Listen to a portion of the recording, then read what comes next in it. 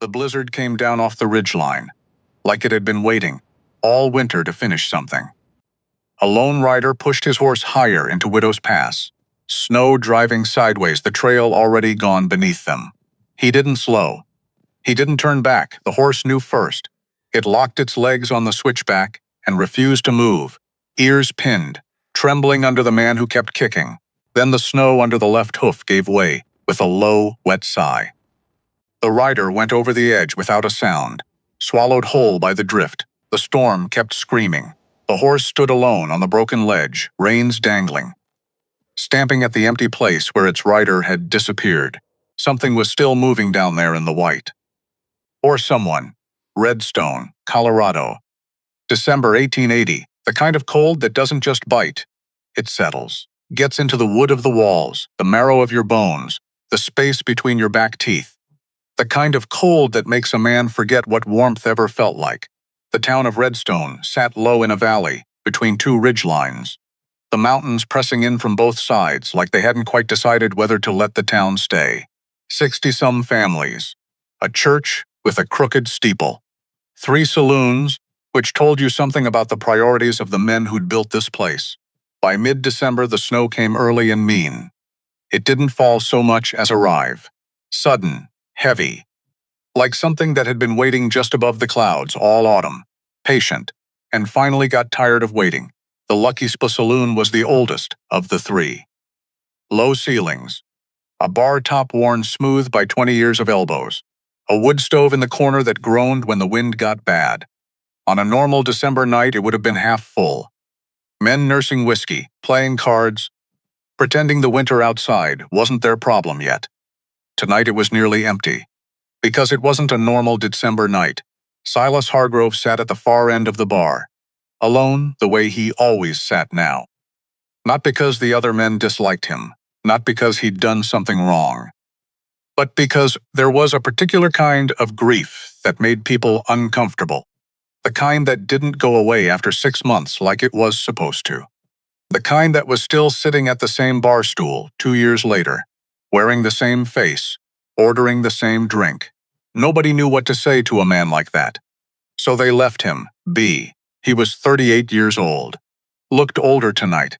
His face was the kind that had been handsome once and was still striking now, but in the way a weathered fence post is striking. Something that used to hold things up, still standing, but you could see the strain in every line of it.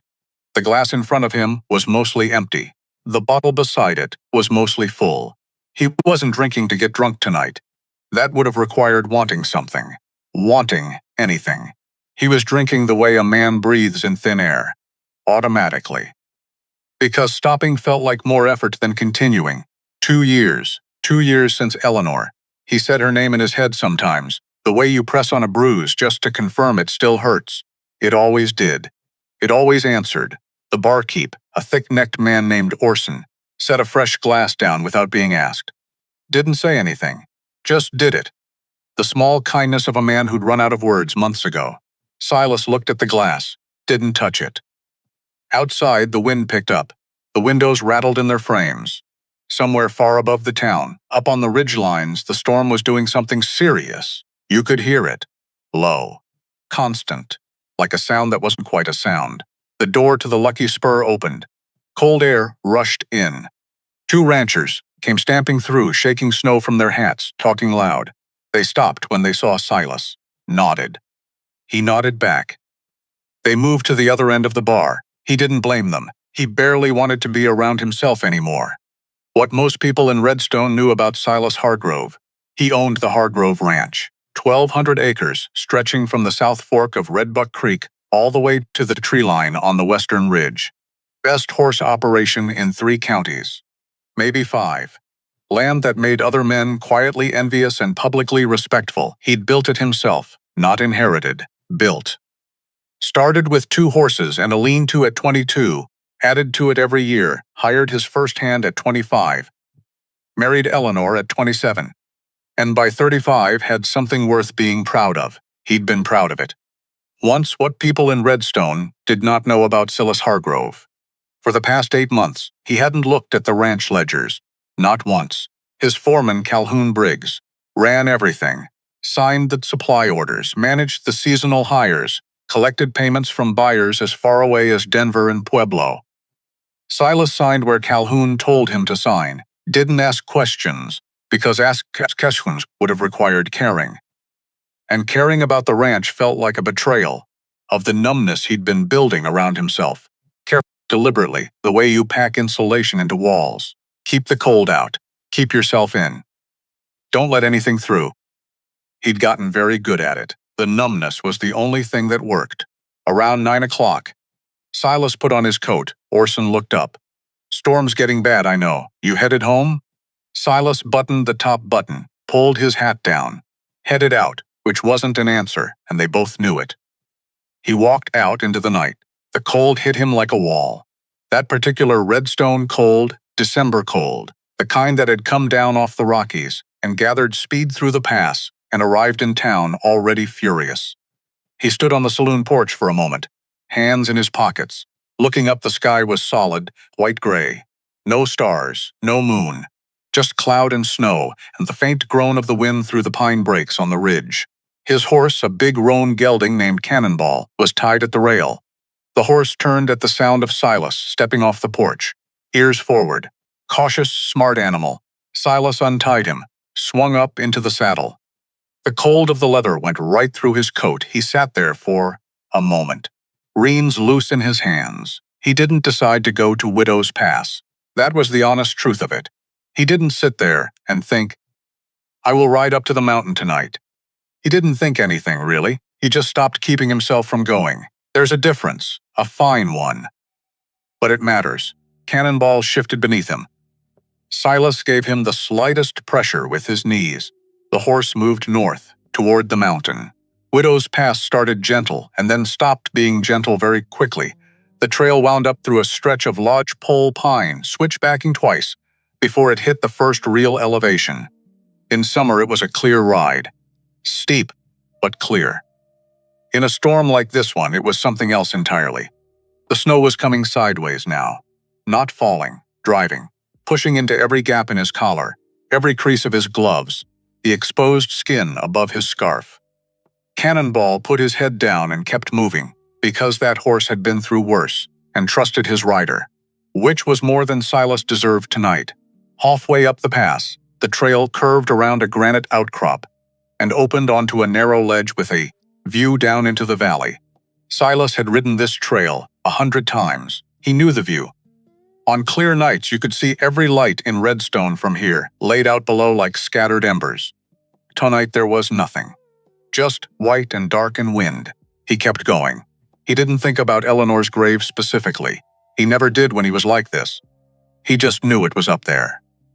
Above the second switchback, tucked into a hollow on the east face, where the wind didn't reach as bad, where the ground was softer, and where Eleanor had once said years ago that she could see 3 separate mountain peaks from the same spot. She'd loved that spot. He'd buried her there because he couldn't think of anything else to do. He was halfway through the second switchback when Cannonball stopped, just stopped, planted all 4 feet and refused to move. Silas clicked at him. Nothing. Pressed with his heels. Nothing. The horse just stood there, trembling slightly. Not from the cold, but from that particular animal knowledge, that something was wrong with the world directly ahead. And then the snow shifted. The angle of it changed for just a moment, and Silas saw why. The trail ahead was gone, or buried, which was the same thing. An overnight drift, deep and featureless, had swallowed the next 30 feet of path. There was no way to tell where solid ground ended. The drop began. Cannonball was right. Silas sat there. The wind screamed through the pass. Snow buried his shoulders. His hands were going from cold to something past cold. He should turn around. He should turn around and go back down and go home and sleep and do this again tomorrow and the day after that, and keep doing it until what? Until he didn't have to anymore. Until the ranch was paid off and his back gave out and his hair went all the way white and he died in his sleep in a bed with no one in it. He sat there too long. That was the problem. Later, he would not be able to tell anyone exactly what happened next. Whether Cannonball spooked at something in the trees, Whether the snow beneath the horse's left front hoof gave way. Whether Silas himself lost the reins for just a moment, because his hands had gone too numb to grip. All of it, none of it. Some combination that happened too fast. The horse lurched. Silas went sideways. He grabbed for the saddle horn and missed, and then he was falling, and then he wasn't falling anymore because the snow had stopped him. A deep drift on the uphill side of the trail, soft and sudden, swallowed him without ceremony. He lay there, fixed turned sideways in the snow. Cannonball was above him, back on the trail, snorting, stamping, panicked but unhurt. Silas tried to push himself up. His left arm didn't answer. Not broken. He'd know the difference. But the impact had done something to his shoulder, and the cold had done something to everything else. And when he tried again, his legs slid out from under him, and he went back down. The snow was cold. Obviously it was cold, but there's a point, somewhere past the shivering, past the real cold, where it stops being cold and starts being something almost like warmth. Something almost like being let go of. Something almost like he didn't finish that thought. He was asleep before he finished it. Wren Calloway had been on the mountain since before the storm. She'd gone out in the afternoon to check her trap line. 4 snares set in the timber above the cabin, running along the creek bed where the rabbits moved in winter. She'd pulled 2 rabbits and reset the snares, made it back through the second growth before the snow really came down. Stacked another armload of wood under the lean-to overhang. She knew this mountain the way most people know their own kitchens, without having to think about it. Which drawer, which shelf, which step creaks. She was 23 years old. She was also, by any honest measure, enormous, 6 feet and 8 inches from heel to crown. Built across the shoulders like she'd been designed for something more demanding than ordinary life. Her hands were large enough that a man's hand disappeared inside them when she gripped one. Not that many men offered. Her boots were custom made by a cobbler in Pueblo who'd taken her measurements without saying a word and charged her triple without batting an eye. She had dark hair that she kept braided back and gray eyes that noticed things. Mostly she noticed things people didn't know she was noticing. 4 years ago, at 19, she'd come up to Widow's Pass alone. Loaded a mule with supplies, tools, 2 crates of books, and the particular kind of silence that comes from having already said everything that needed saying to everyone who'd needed to hear it. She'd found the cabin, abandoned, half-collapsed, and spent the first month rebuilding it. Nobody had come to check on her. She hadn't expected them to. The people of Redstone had decided what she was a long time ago. They'd decided it when she was 13 and came back from a summer on her uncle's farm 6 inches taller than any of the boys. They'd confirmed it when she was 16 and picked up a loaded wagon axle to reposition it, while 2 grown men stood watching. They'd finalized it when she was 18, and her father's younger brother, at the reading of the will, looked at her across the lawyer's desk and said quietly but clearly that no one in the territory would take seriously a business run by a woman who looked the way she looked. He'd taken the land instead. She'd taken the mountain. It suited her better. She was inside the cabin when she heard Cannonball. The horse, to be specific. Not immediately, not the way you hear something you're listening for. But there was a sound in the pass above, through the wind, that was wrong. That had a particular rhythm to it. Hoof beats. Stamping. Not moving. The sound of an animal that was frightened and confused and had stopped because it didn't know what else to do. Wren set down the piece of harness leather she'd been repairing, put on her coat, her heavy gloves, her boots, took the lantern from the peg, went out into the storm. She found Cannonball first. He was standing at the edge of the trail, reins dragging, snow piling on his back and mane, stamping every few seconds in a circle of agitation. When Wren came close, he pinned his ears back, not in threat, in warning, telling her something. Looking down the uphill bank, she looked. The lantern light caught the shape in the snow. A man's boot. The line of a leg. A dark coat going white under the drifting. She went down the bank without hesitating, sank to her knee in the drift. Got both hands under his shoulders. Found a pulse in his neck. Faint, but there. The way a candle flame is still there, even when the wind is doing everything it can. She looked at him. She recognized him, Silas Hargrove, the man who owned the biggest ranch in the valley, the man whose name went on the line of every important document in 3 counties, the man whom Redstone looked at with that particular combination of envy and deference reserved for people aboard who have more than they need. She looked at him lying in the snow with his face going gray and his lips going pale, and she thought, well, this is something. And then she picked him up. She was strong enough to do it without much trouble, which was a fact about herself she'd stopped finding remarkable around age 15. He wasn't a small man, wide through the chest, heavy boots, a good wool coat now soaked through and weighted with ice. She got him over her shoulder in the way she'd carry a deer carcass, out of the timber, efficient, careful to keep his head from swinging. She caught Cannonball's trailing reins with her free hand, walked back down the pass. The wind was brutal. She leaned into it the way she'd learned to, not fighting it, just accounting for it, like you account for a steep slope or a fast creek. The lantern swung in her grip.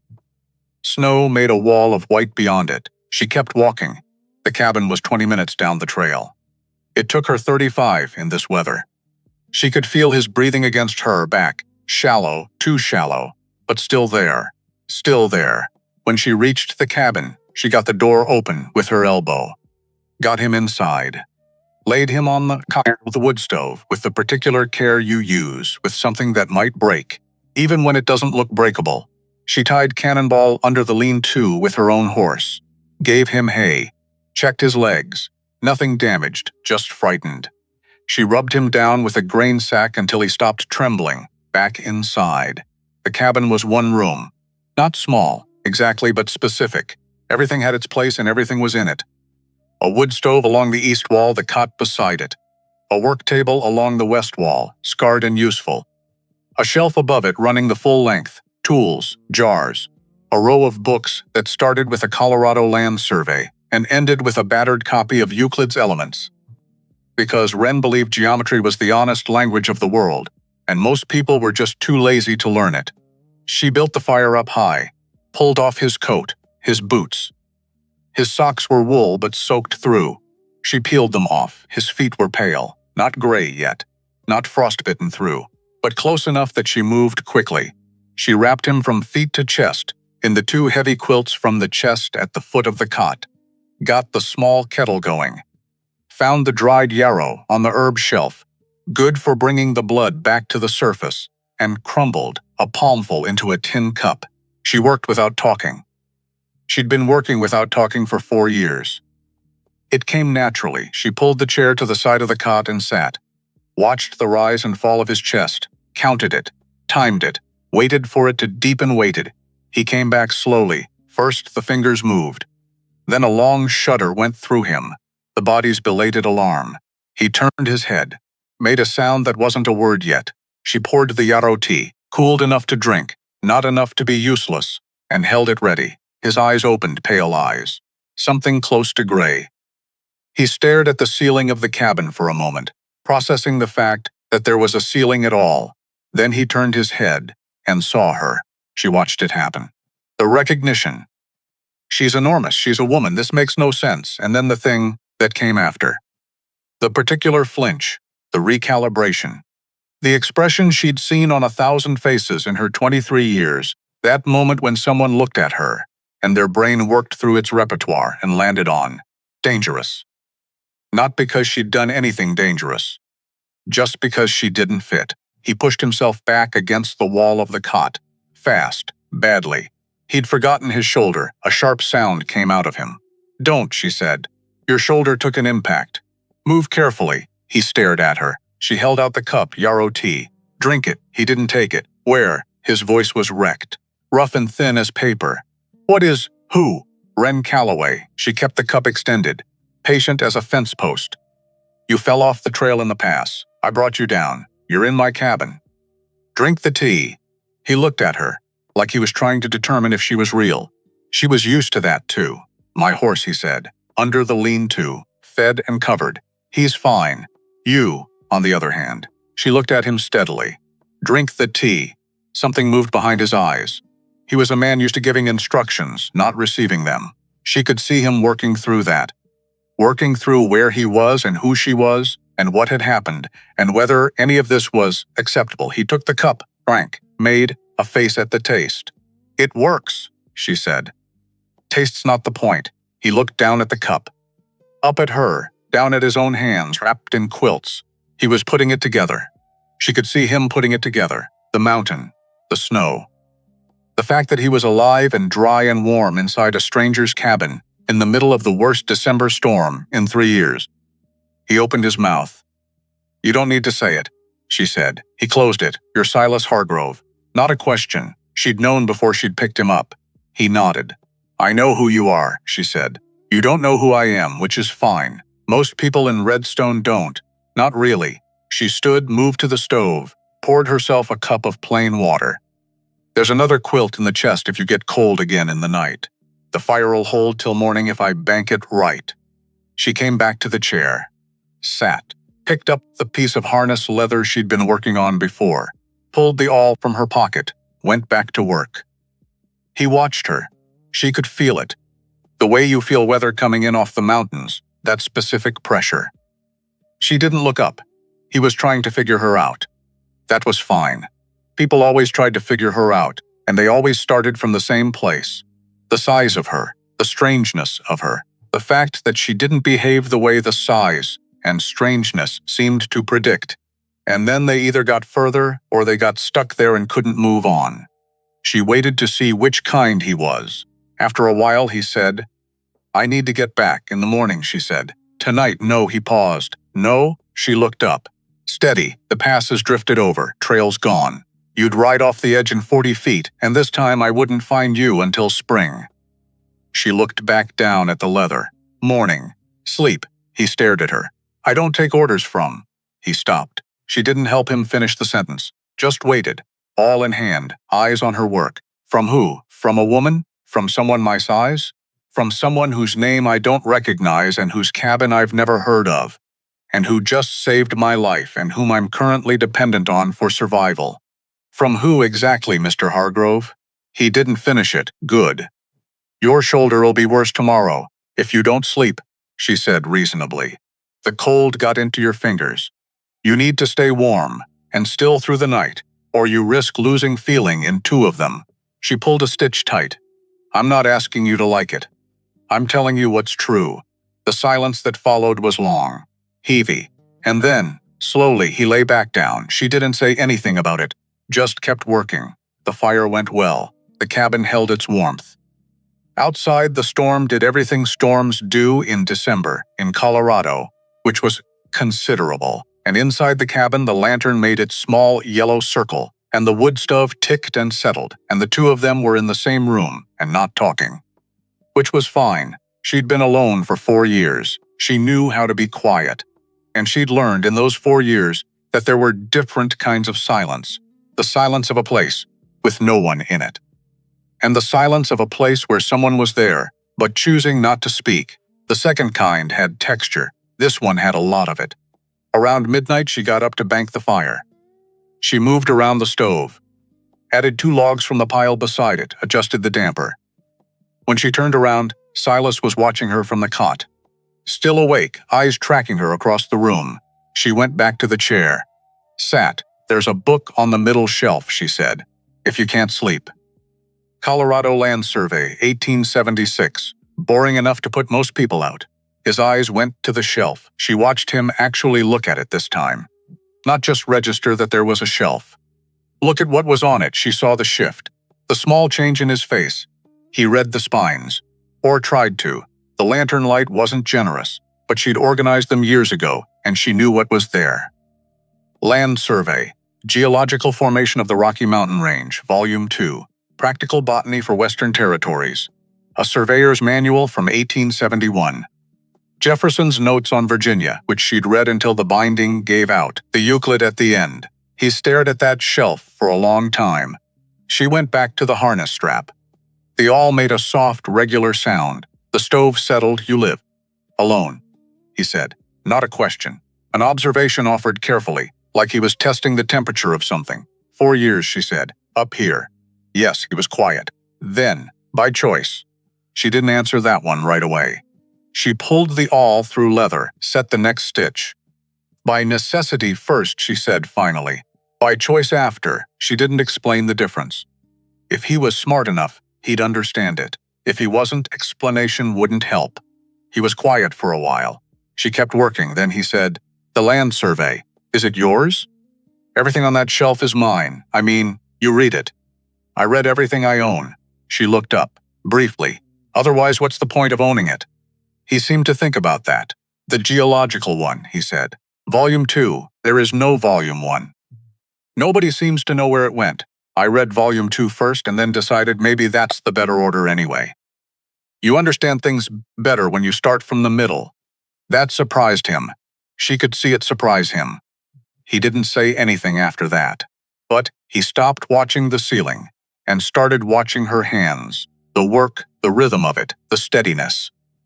Like something about the regularity of it was settling something in him that the whiskey and the cold and 2 years of grief had been working to unsettle. She didn't point it out. Around 1 in the morning he was asleep.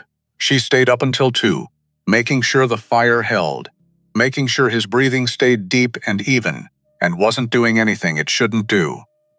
Then she went to the bedroll she'd laid out by the stove. She'd given him the only cot, without a moment's consideration, because that was the obvious thing to do, and lay down. Outside, the storm blew itself out slowly, gave up, the way storms do. By the time gray light came through the frost on the windows, the wind was gone, just silence, and snow. Morning, she was up first.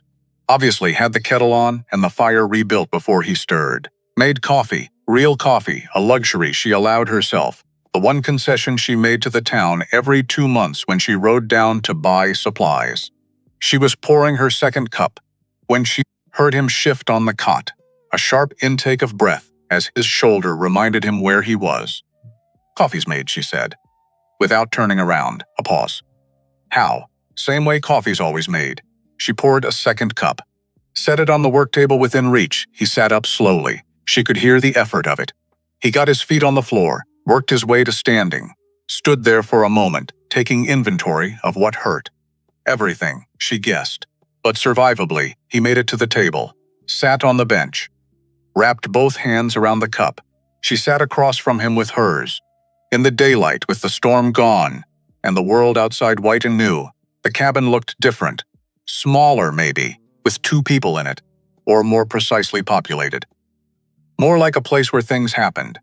He looked different too, less like a man the mountain had tried to kill. More like a man who'd slept hard, for the first time in a while, and was cautiously surprised by it.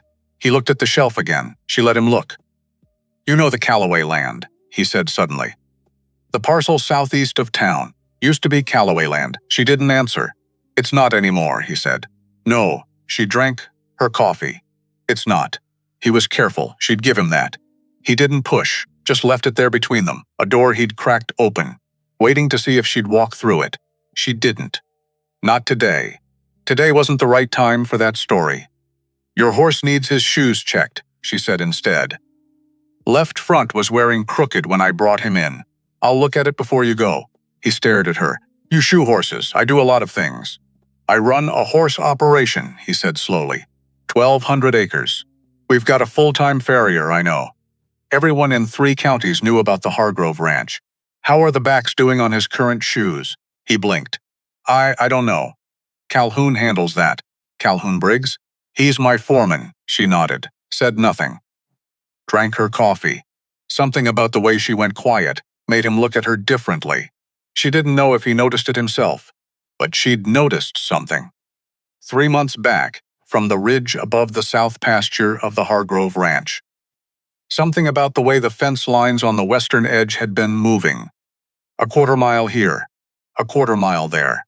The way land moves when someone's surveying it again.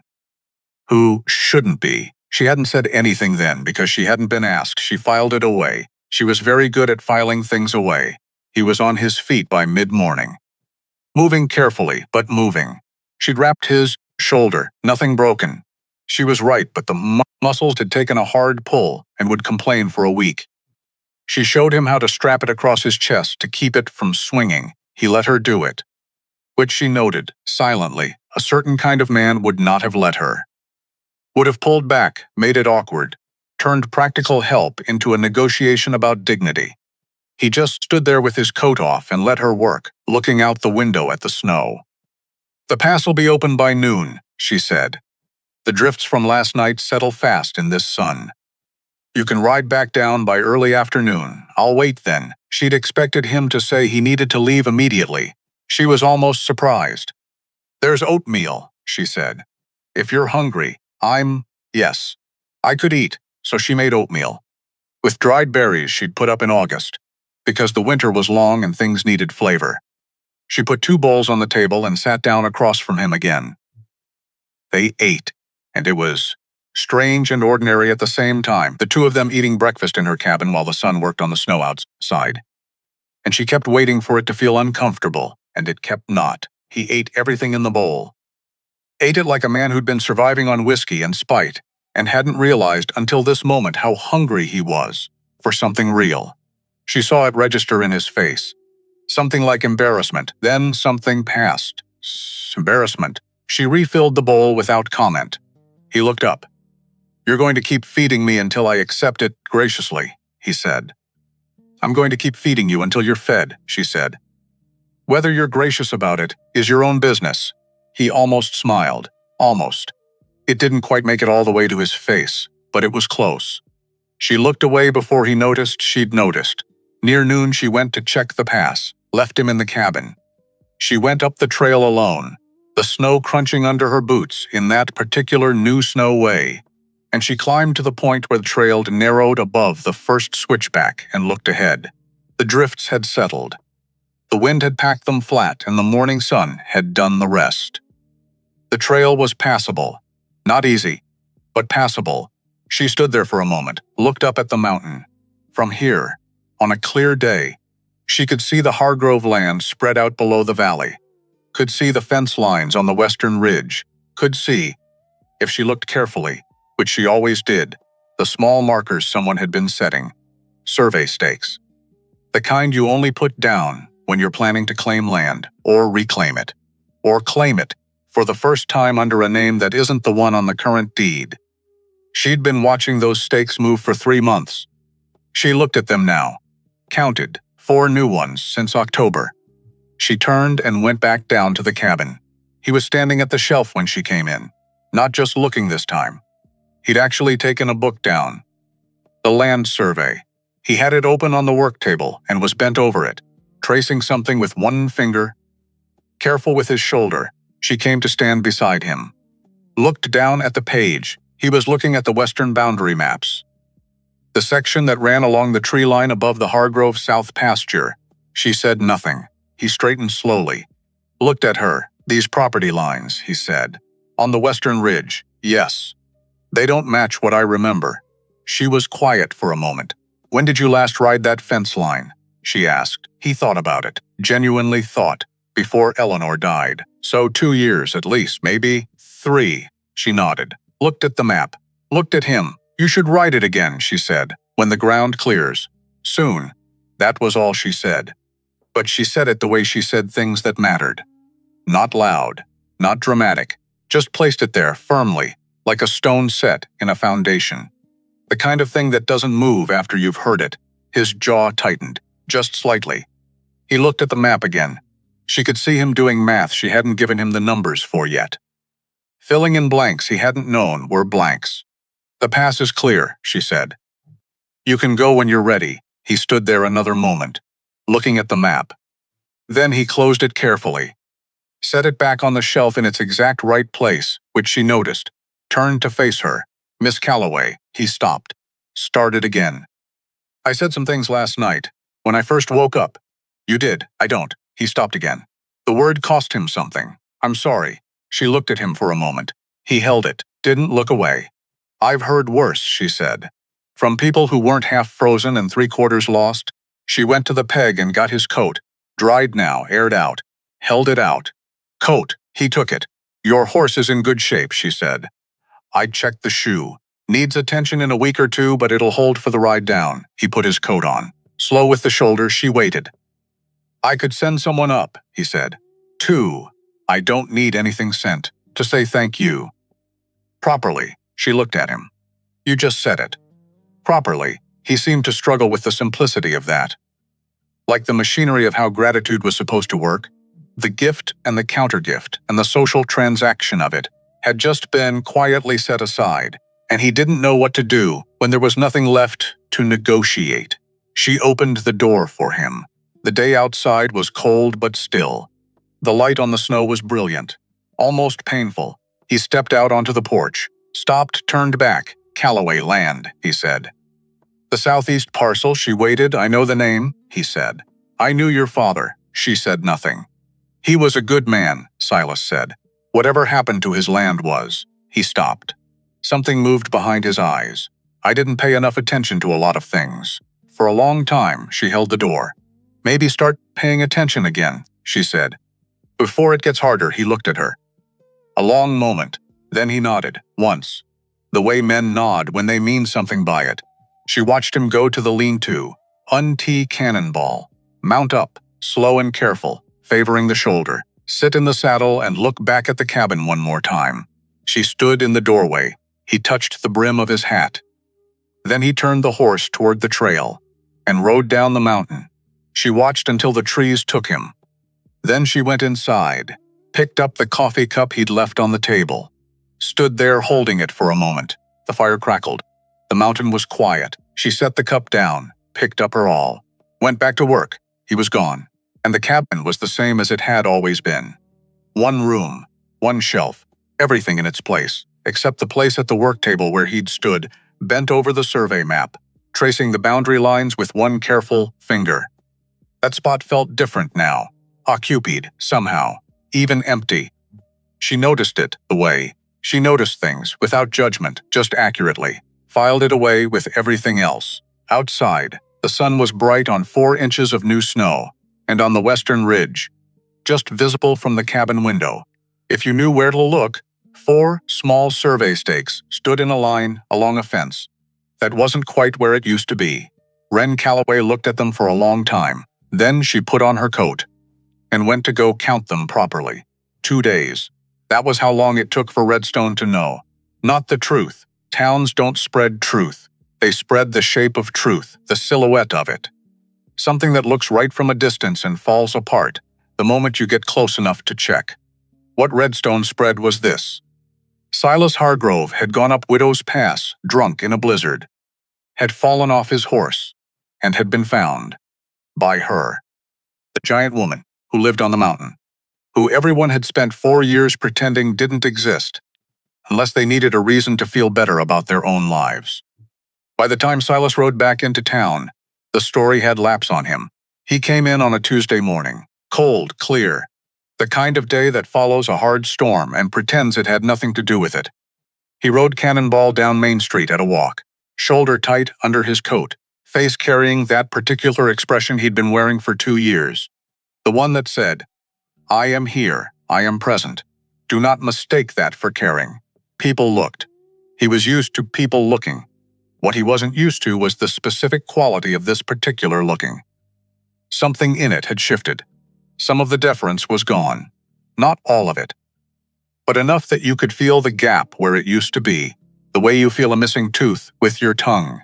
He rode to the livery, handed Cannonball to the stable boy, walked to his office above the feed store, the small space he kept for paperwork when he didn't feel like riding out to the ranch, which lately was always. He sat down at the desk, and for the first time in 8 months, maybe longer. He opened the ledger. The numbers took him an hour to understand, not because they were complicated, because he kept hoping he was wrong. Kept going back to the previous column, the previous month, the previous quarter, looking for the mistake that would make everything line up the way it should. It didn't line up. There was money moving that shouldn't be moving. Supply costs that were too high by a margin, too consistent to be error. Payments to vendors he didn't recognize. A pattern that only looked like a pattern if you were looking. Which he hadn't been. Which someone had counted on. He closed the ledger, opened it again, closed it. He sat very still for a long moment, looking out the narrow window at Main Street below. The snow, the foot traffic, two women coming out of the dry goods store, a dog trotting past with somewhere important to be. Calhoun Briggs handled everything. That was what Silas had told himself. That was the whole arrangement. Calhoun handled everything so Silas didn't have to. So Silas could exist inside the particular gray fog of grief that had settled over him after Eleanor and never quite lifted. The fog was real. He wasn't pretending the fog. But he had let it become convenient. He'd let a lot of things become convenient. He picked up the ledger, put it under his arm, and went to find Calhoun. Calhoun Briggs had the face of a man who'd never been caught at anything. Open, weathered. The kind of face that said, "I'm just a working man, same as you. Nothing complicated here." He was in the ranch yard when Silas arrived, talking to two of the seasonal hands, gesturing toward the south paddock, easy and authoritative in that way he had. The way he'd always had. The way Silas had mistaken for competence for 6 years. He saw Silas coming, smiled, warm, immediate, Silas. He came forward, hand extended. "Hell of a scare you gave us. Heard what happened up on the pass. You all right?" "The shoulder. I need to talk to you, of course." "Come inside, I'll get." "About the ledger." A pause, very small. The length of a single heartbeat, and then the smile came back. Just as warm. Just as immediate. Which was when Silas knew. An innocent man takes a moment to be confused. Guilt doesn't need a moment. Guilt already knows what you're referring to. "Sure," Calhoun said. "Easy. Let's have a look." They sat at the table in the ranch office, side by side over the ledger, and Calhoun explained. He was good at it, the supply costs. Price of grain was up across the territory, hadn't Silas heard? Bad harvest in Kansas. The vendor payments. New supplier out of Colorado Springs. Better quality, worth the premium. The pattern that had bothered Silas. Just the natural ebb of a large operation. Things didn't always balance quarter to quarter. That was why you had a good foreman. Every answer ready, every answer reasonable. Every answer delivered with the patient, slightly sad tone of a man who was used to explaining difficult things to someone who'd been a little absent lately, who'd had a rough go of it, who maybe wasn't quite back to himself yet. Silas listened, nodded in the right places, said almost nothing. Calhoun finished, sat back, let out a small breath. The breath of a man who'd just solved something. "I know it looks confusing if you haven't been keeping up with the day-to-day," Calhoun said. Not unkind, almost gentle, but everything's in order. "I've been on top of it, I'm sure you have," Silas said. He picked up the ledger, tucked it back under his arm, stood up. "I'll be riding the western fence line this week," Silas said. Once the ground firms up, Calhoun's jaw moved. Once. Not quite a response. "Gone before it became one." "Of course," Calhoun said. "Want me to send a couple of the boys with you?" "No," Silas said. "I'll go alone." He walked out. He needed to go back to the mountain. That was the thing he didn't say out loud. Didn't write down, didn't fully admit to himself. Until he was halfway through the valley on a Thursday morning. Heading north, toward Widow's Pass with the ledger, in his saddlebag and Ren Calloway's, words sitting in his chest where he couldn't put them down. "Ride the fence line before it gets harder." She'd said it without explanation. The way she said everything, placed carefully. No ceremony. Take it or leave it. He'd been taking it apart ever since, turning it over, because she'd been looking at that map with those gray eyes, steady and exact, and she'd known something she hadn't said yet. And he'd left before he asked her what it was, which now seemed like the most avoidable mistake he'd made in a year full of them. The pass was clear in daylight, the trail well-defined. He took it slowly, favoring Cannonball's pace, and climbed through the lodge poles and the first switchback and the second, and by the time he reached the fork that led to the cabin, he'd started to wonder what exactly he was going to say. "Hello." I looked at the ledger. "You were right and I don't know how you knew," or, "I'm sorry to bother you. I just need someone to talk to who isn't going to tell me everything is fine when it isn't, or nothing. Maybe, nothing, maybe just show up and see what happened." He'd gotten good at surviving one moment at a time. He could probably manage that. She was outside when he arrived. Around the south side of the cabin, splitting wood with an efficiency that was almost meditative, the axe came down. Log fell into 2 pieces. She stacked them, reached for the next.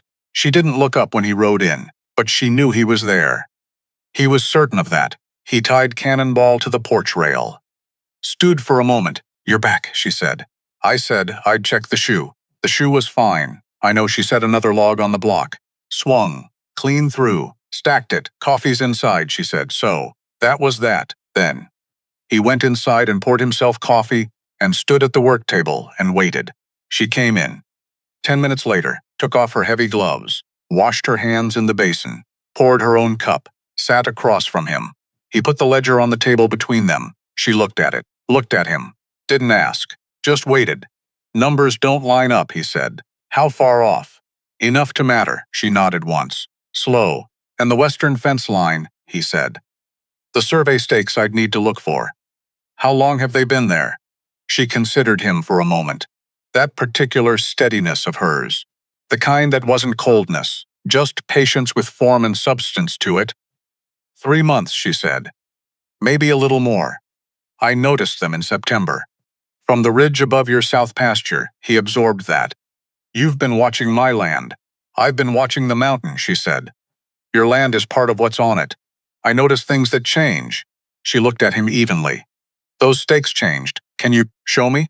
She was quiet for a moment, then she stood.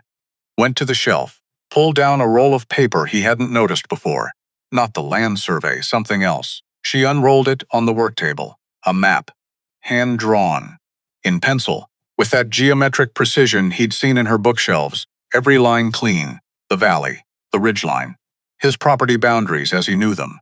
And then, in a second color, second set of lines, running, parallel to the first. But not identical. Shifted. A quarter-mile west at the north end. Closer to a third of a mile at the south. 4 small X marks along the new line, survey stakes. He stared at the map, his property drawn twice, what it was, and what someone was quietly arguing it should be. "Who drew this?" he asked. "I did." He looked up. "When?" "Over the past 2 months, a little at a time. Every time I went to the ridge, she tapped the X marks lightly with one finger. These moved 3 times. Someone's adjusting them. Testing where they can get away with. Testing because the owner hadn't been watching.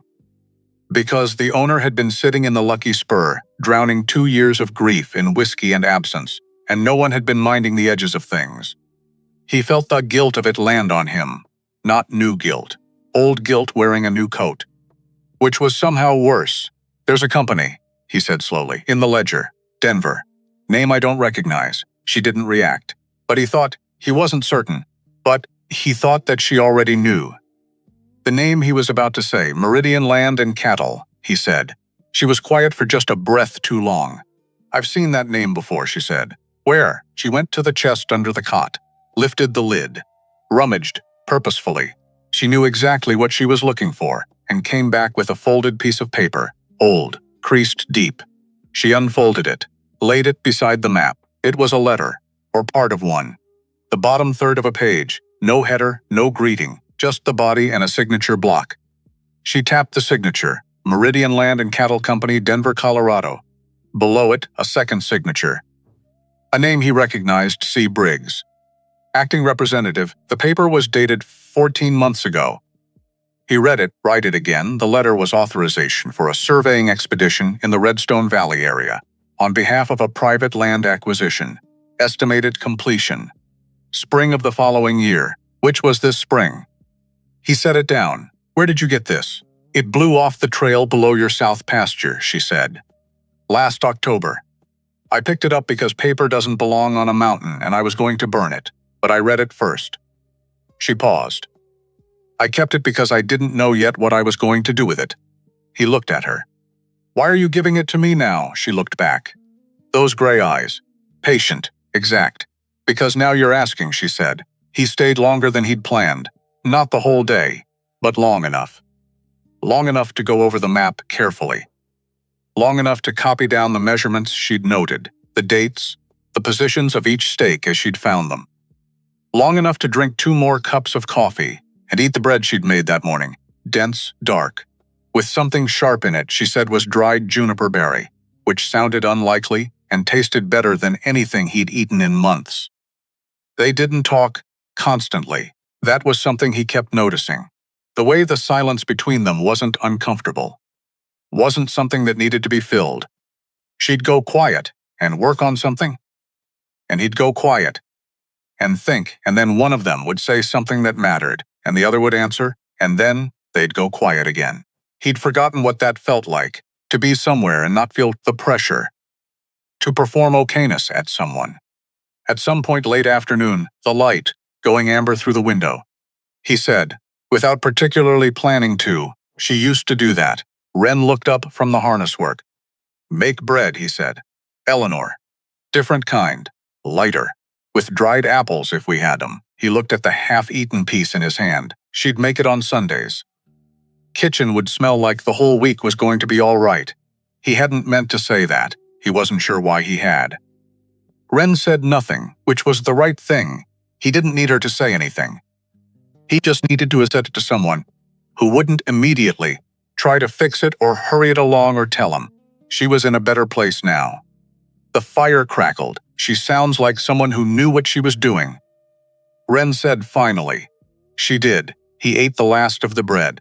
She always knew what she was doing, more than me, mostly. Most honest men say that about the women they loved. He looked at her. She was looking at the harness, not at him, not making it a moment, just saying the true thing and letting it be true. He was quiet for a while. Then, she left a letter. Apparently, he stopped. I don't know that for certain. Sheriff Creel mentioned it, said she'd written something. Before she passed, he stopped again. I haven't, he said. It was when I was ready. Are you? Longest pause yet. I don't know, that's honest, she said. I've been a lot of things in the past 2 years, he said. Honest wasn't always one of them. Not with myself anyway. She looked up then. Directly. It's not a small thing, she said. To admit that, it feels small. From inside it, most true things do. He looked out the window. The sun was going. The mountains were doing that thing they did at dusk, turning colors in sequence, purple and orange, and then a deep blue that wasn't quite night yet, but wasn't quite day anymore either. I should get back down, he said. You should, he stood, rolled up his copy of the notes, buttoned his coat. At the door he stopped.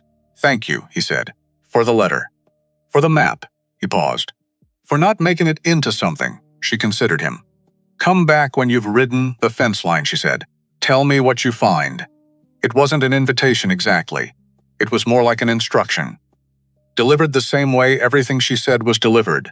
Simply, directly, without performance. He nodded, went out, rode down into the valley as the last light left the mountains. He rode the western fence line on a Saturday, alone. As he'd told Calhoun, he went out at dawn. The ground was firm, the air, cold and dry. He took Cannonball along the fence from the south corner of the property, moving north, checking each post, each line of wire. The ranch hands he passed nodded and went about their work. Nobody followed him. He found the first stake, 2 miles up, just inside the fence line. A wooden post, recently driven, with a surveyor's ribbon, red and white, tied to the top. It wasn't on Hargrove land by his deed. It was on Hargrove land by the fence as it currently stood, the fence that Calhoun maintained. He kept going, found the second stake a half-mile north, the third a quarter-mile after that. All inside the fence, all recent, all matching exactly the X marks on Wren's map. He sat in the saddle at the third stake and looked north toward the tree line. The morning was absolutely still, no wind. Just the cold and the white and the skeletal pines and the sound of Cannonball's breathing. Someone was redrawing his land, slowly, carefully, a little at a time. The way you do something when you don't want anyone to notice until it's done. He thought about Calhoun's face across the table, the explanation flowing smooth and easy, each answer clicking into place, the patient, slightly sad tone. The offer to send the boys with him, and underneath all of it, that single heartbeat of a pause. When Silas had said ledger, he pulled the stake out of the ground, put it across his saddle, rode north to find the fourth one. He came back to town with 4 survey stakes, went directly to the sheriff's office. Maddox Creel was at his desk when Silas walked in and laid the 4 stakes on the table in front of him, one after another, like cards. Creel looked at them, looked at Silas. Western fence line, Silas said. Inside my boundary. Recent. Creel picked one up, turned it in his hands. Set it down, Creel said. Silas sat. Creel was 55 years old and had been the sheriff of Redstone for 15 of them. He had the face of a man who'd heard most things, who'd learned not to be surprised by the gap between how people presented themselves and what they actually were underneath. He looked at the stakes for a long time without speaking. Meridian Land and Cattle, Silas said. Denver. You know it? Creel was quiet for a moment. I've seen the name, he said. Calhoun Briggs is acting representative. I have a letter. Creel nodded slowly, like a man confirming something he'd half suspected and hadn't wanted to be right about. How long? Silas said. I don't know how long, Creel said. There've been things, pieces, nothing I could put together until now. He looked at Silas. You've been hard to reach, Silas. For a while, that landed where it was supposed to. I know, Silas said. I'm not saying that too. I'm saying it because it matters. For what comes next, you need to be reachable now. You understand what I'm telling you? Yes. Creel looked at him for another long moment, reading him, checking whatever it was he needed to check. Then he stood, went to the cabinet behind his desk, opened the bottom drawer, took out an envelope. It was old. The paper had gone the color of cream, left too long. The seal on the flap had been closed for 2 years, by the look of it, but never opened. He held it out. Eleanor gave me this, Creel said. Before she passed, asked me to keep it for you. Said to give it when I thought the time was right. He set it on the desk between them. I've been waiting on your right time for 2 years. Silas looked at the envelope. His name, on the front, in her handwriting. He knew her handwriting the way he knew her voice, the particular slant of it, the way she crossed her T's, with a single flat line like she meant it. The envelope sat on the desk. He didn't touch it. I'll give you a minute, Creel said, and walked out. He sat alone in the sheriff's office for a long time, the envelope on the desk, his hands on his thighs. He'd thought about this, about whether she'd left anything, whether there was something she'd wanted to say that the illness had taken before she could.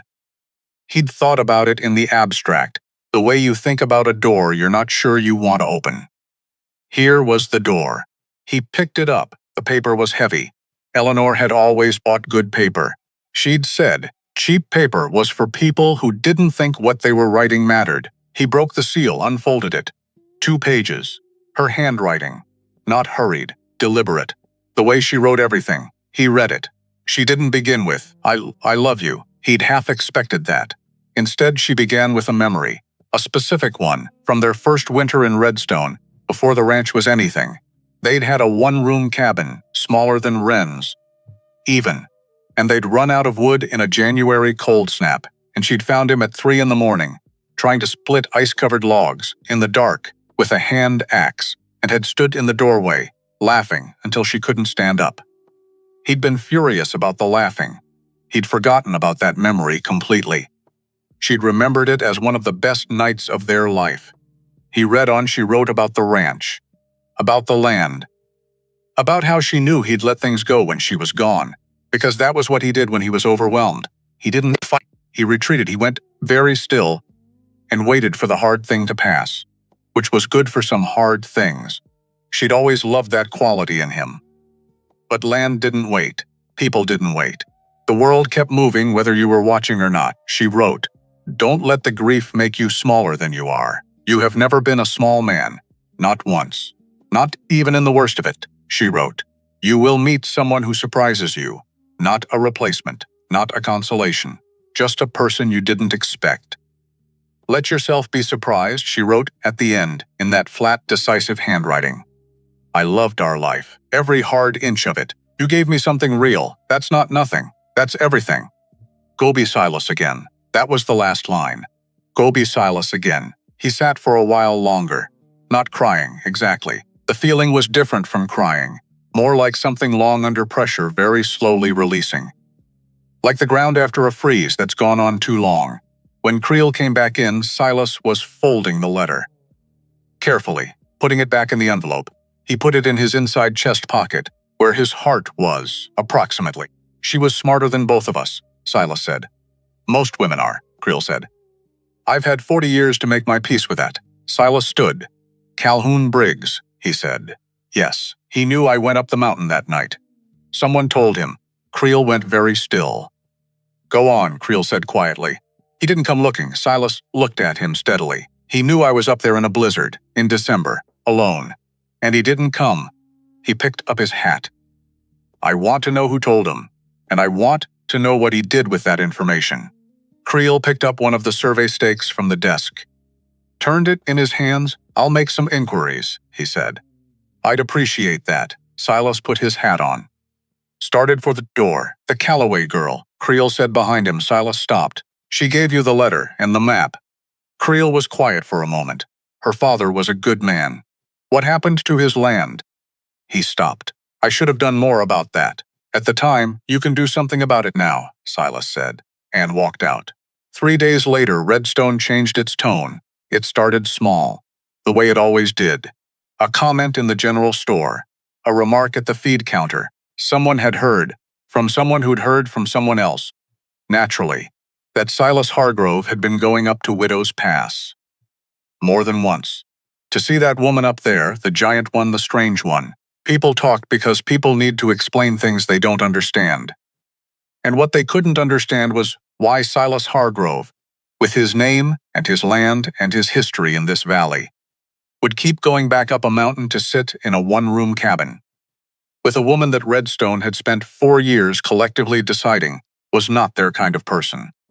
So they found an explanation. She had something on him. Obviously, something had happened on that mountain. Something he wasn't telling anyone.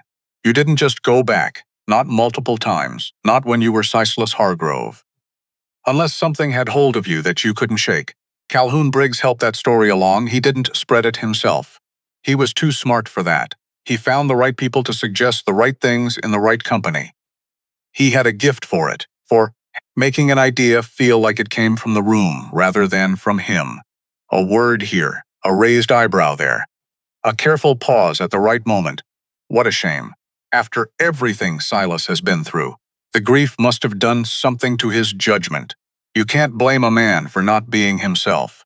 But someone should probably step in. Someone who's been holding things together around here. Someone who's had the ranch's interests at heart all along. By Thursday, the story had a shape. The shape was, Wren Calloway was dangerous.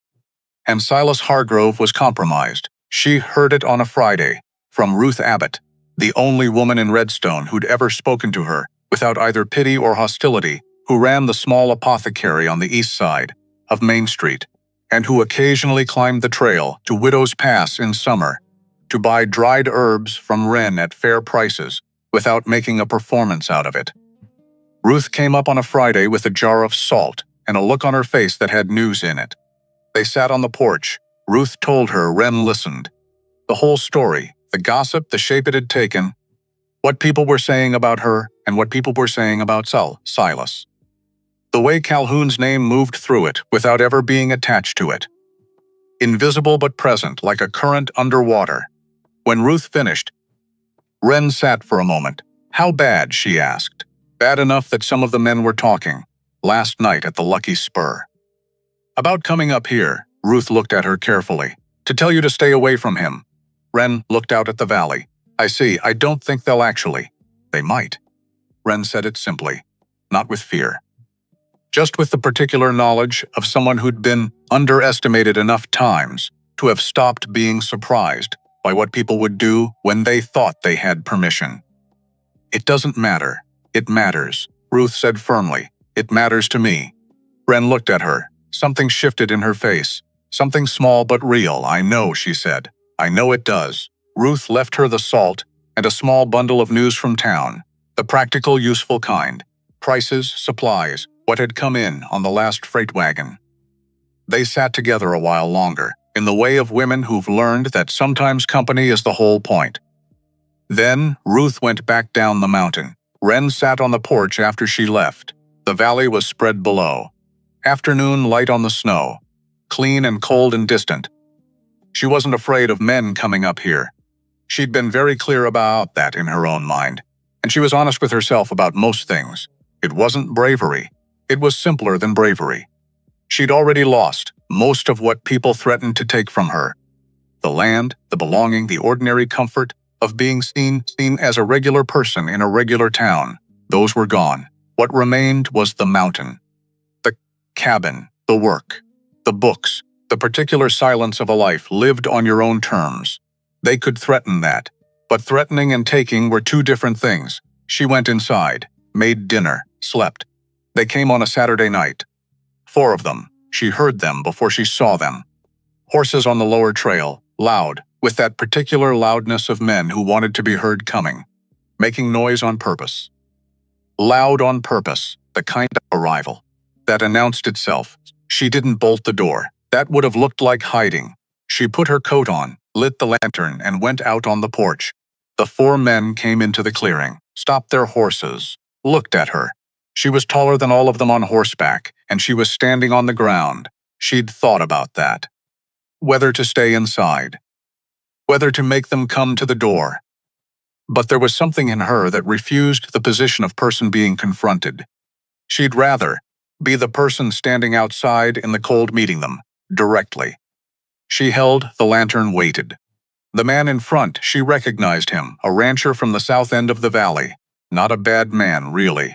A man shaped by his company and his time. Cleared, Miss Trot.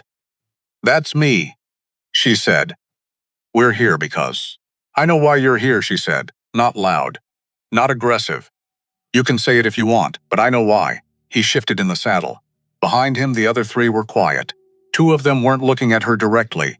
That told her something. "People are concerned," the man said. "About Silas Hargrove. He's been coming to see me," she said. "Yes, and people feel—" "I know what people feel." She held the lantern steady. "I've known what people feel about me for most of my life. It's not new information." Silence. She looked at the 4 of them, one by one, not in challenge, not in anger. Just in the way she looked at things she needed to understand clearly. "Silas Hargrove is a grown man," she said. "He makes his own choices. He came to me. I didn't go to him." She paused. "The first time he came here, he was unconscious in the snow. The mountain kept him that night. Not me." She looked at the man in front. "Whatever story you've been told about what's happening on this mountain, I'd be careful about who told it to you. And what they stand to gain." The man was quiet. One of the others, younger, toward the back, looked at the ground. "We're not." The man in front stopped. Started again. "We're not here to cause trouble, I know," she said. "That's why this is going to end the way it's going to end." Nobody moved for a long moment. The cold pressed in around the lantern light. And then, slowly, the man in front turned his horse. One by one, the others followed. They rode back down the trail. No ceremony, no conclusion. Just men leaving a place they had come to, with a shape of purpose that had gone flat the moment they arrived. She watched until the sound of hooves was gone. Then, she looked out at the valley. Then she went inside. She wrote a note. This was unusual for her. She didn't write notes. She didn't write much at all, outside of her maps and observations. Writing to someone implied a relationship with continuity, and most of her relationships didn't have continuity. They had a single encounter, and then a long silence. This one was different. She kept the note short. 4 lines. "People came to the mountain last night. They left. I'm fine. You should talk to Creel about who sent them." She didn't sign it. He'd know. She rode down to the livery at dawn on Sunday and paid the stable boy 2 bits to take it to Silas's office. Then she rode back up. Silas had the note by mid-morning. He read it standing in the middle of his office. Coat still on, hat still in his hand. He read it twice, 4 lines. Factual. No drama, no accusation. Just, "This happened. I'm fine. Here's what you should do next." He thought about her standing on that porch. In the dark, with the lantern, those gray eyes and that stillness. Meeting them without apology or performance, just meeting them. He felt something hot in his chest. Not grief this time. Anger. Clean and specific. The kind that sharpens you instead of dulling you. He put on his hat, went to find Creel. Creel had already been busy. He'd been busy since Tuesday quietly. In the way he was quiet about most things, methodical, without announcement, turning over stones one at a time, what he'd found. The surveying expeditions on the western fence line had been contracted through Meridian Land and Cattle, confirmed. Meridian was registered in Denver under a name that appeared only in the registration. A name that existed on no other legal document in Colorado. A paper name. A shell. The real money behind Meridian, based on what Creel's contact in Denver had been able to find, traced through 2 more companies before it stopped being traceable. But the man who'd done the paperwork, who'd signed as notary on the original Meridian registration, was a lawyer named Aldous Vane, out of Colorado Springs. The same Aldous Vane who had served as the legal representative for the estate of Philip Calloway. 4 years ago, when Philip Calloway's land passed out of the Calloway family's hands, Silas stood in Creel's office and let that connect. Calhoun, Vane, Meridian, Hargrove land, Calloway land, the same machinery, the same method, the same patient, gradual redistribution of things that belonged to people who weren't watching closely enough, Vane. Silas said. He's in Colorado Springs, Creel said, but he has an arrangement with the circuit court here. He comes through Redstone every other month. Creel looked at him. He's due next week. Can you hold him? If I have enough. Creel looked at the stakes on the desk, looked at the copy of Wren's letter. I'm getting there. I need a little more. What kind of more? Someone who knew about the arrangement from the inside. Creel folded his hands on the desk. Someone who can speak to the intent. Not just the paperwork, Silas thought. Calhoun has a man he let go last fall, Silas said slowly. Hand named Pruett. Calhoun said he was stealing. I didn't look into it. He stopped. I didn't look into anything. Where's Pruett now? Pueblo, I think. Maybe Trinidad. I can find him, Creel said. If he was let go to keep him quiet, he'll want to be found, Silas said. If he's been sitting on it for 7 months with nobody listening. Creel nodded. Silas stood. One more thing, Creel said. Silas waited. Those men who went up to see Miss Calloway. Creel looked at him steadily. I know who organized that. I know the name. Silas's jaw tightened. Is it the name I think it is? Calhoun didn't go himself, Creel said. He never does. But yes, it's the name you think it is, Silence. Then we move fast, Silas said. We move careful, Creel said. There's a difference, and the careful version works. Silas looked at him. She was standing on that porch alone in the dark, Silas said. With 4 men on horses, I know. Move careful, Silas said. But move, he went out. He went back to the mountain that afternoon. He didn't announce it, didn't think too hard about it. Just went. The way you go back to the one place in the world where things make sense when everything else is a tangle. She was in the lean-to when he arrived, sharpening a draw knife against a whetstone, slow and even, the sound of it carrying across the yard before he'd even dismounted. She had a system, he'd noticed. Always something being worked on. Always something useful happening in her hands. She looked up when he came in. Looked at him for a moment. You're angry. I was angry, he said. I've settled. Good. She went back to the knife. Anger's useful. Settled anger is better. He stood in the lean-to entrance for a moment. Then he went and sat on the wood pile across from her. Not close. Just present. I talked to Creel, he said. He's finding Pruett, she nodded. And Vane is coming through Redstone next week. She was quiet for a moment. Her hands kept moving. Vane notarized the Calloway estate paperwork, she said. Not a question. He looked at her. You knew. I suspected, she said. I didn't have the connection to Meridian. I only had the name from the estate paperwork. She pulled a stitch tight. I've had it for 4 years. I didn't know what to do with it. She looked up. Brief and direct. I'm not someone people listen to. The plainness of it. No self-pity. No bitterness. Just a statement of observable fact, delivered by someone who'd been managing that fact for a long time. They're going to listen now, he said. She studied him. Because of you, she said. Not critically, not gratefully, not gratefully. Just accurately, because the evidence is there, he said. I'm just the one with the standing to bring it forward. She was quiet. I don't know if that's fair, he said. It's not, she agreed. But it's real. And real is what we have to work with. He nodded. She went back to her work. He sat on the woodpile in her lean-to, while the afternoon light moved across the snow, and the mountain was very quiet around them. And he thought about Eleanor's letter. About the last line, go be Silas again. He thought he might be starting to understand what that meant. Not the Silas before Eleanor. You couldn't go back and you shouldn't try. But the Silas who built things. who watched his fence lines, who paid attention to what was actually happening instead of letting the grief be a reason to look away.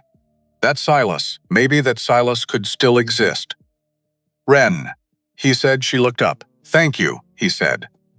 "For the note this morning. You needed to know, I know, but you didn't have to." He held her gaze. "You could have let it go, decided it wasn't your concern." She looked at him for a moment. "You came back to ask me about the map," she said. "Nobody in this valley has ever come back to ask me anything." She looked down at her work.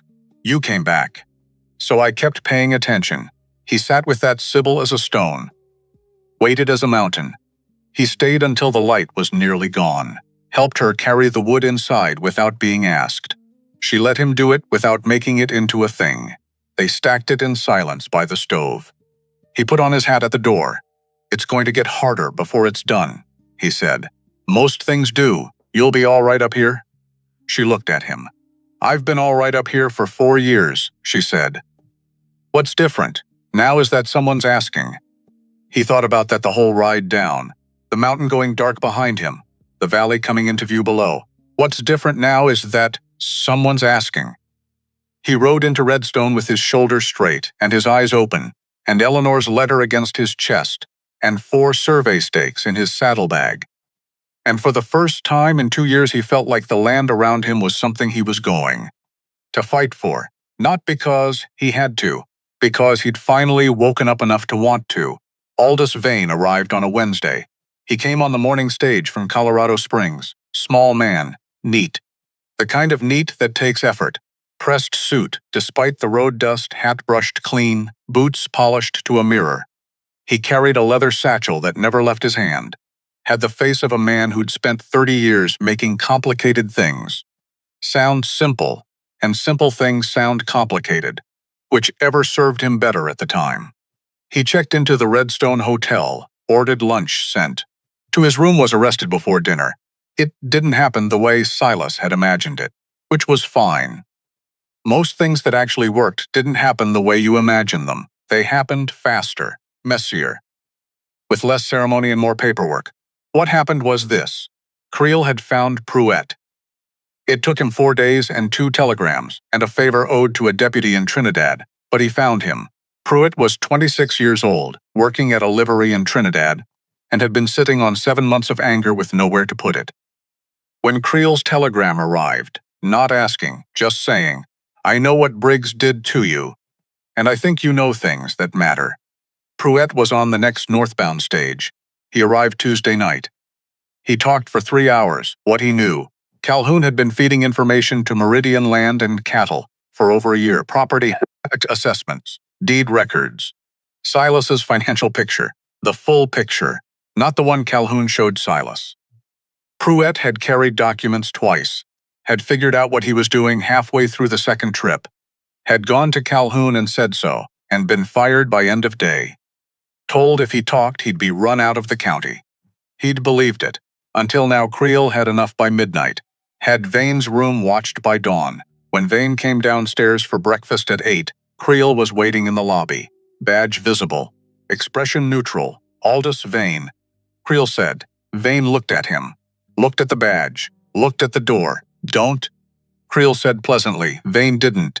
Silas heard about it from the stable boy, of all people, who'd heard it from the hotel cook, who'd seen Creel walk Vane across Main Street at 9 in the morning in front of approximately 40 witnesses. By 10 o'clock, Redstone knew.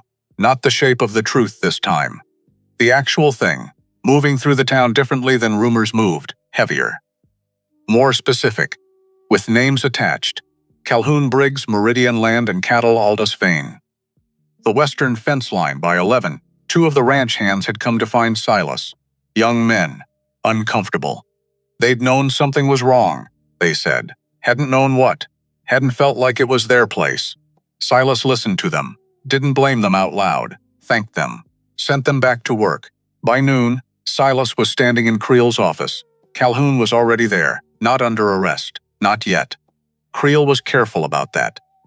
Careful in the specific way of a man who'd seen cases fall apart on procedural errors and wasn't going to let that happen to this one.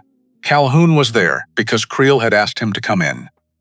Because there were some things that needed clarifying. Calhoun came in looking confident, which told Silas everything. A man with a clear conscience comes in looking confused or worried. Confident means he's already decided on his version, already has the explanation loaded and ready. The three of them sat in Creel's office. Creel behind the desk, Silas to the side, Calhoun across from both of them, with his hands folded and his face doing that thing. Open, weathered, nothing to hide here. Creel laid out what Pruitt had said. Calhoun denied it, smoothly.